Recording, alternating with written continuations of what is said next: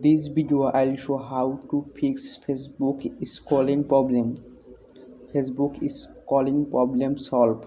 First of all, open your Facebook app. Scroll now.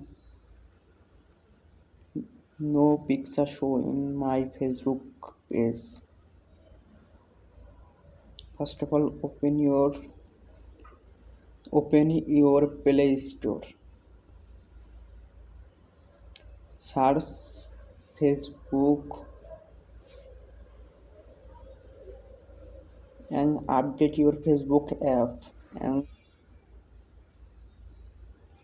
tap on your Facebook app and app info. Click tap storage and cache.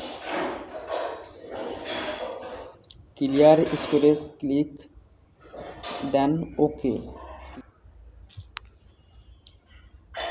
Normally reset your phone. Log in again your Facebook account.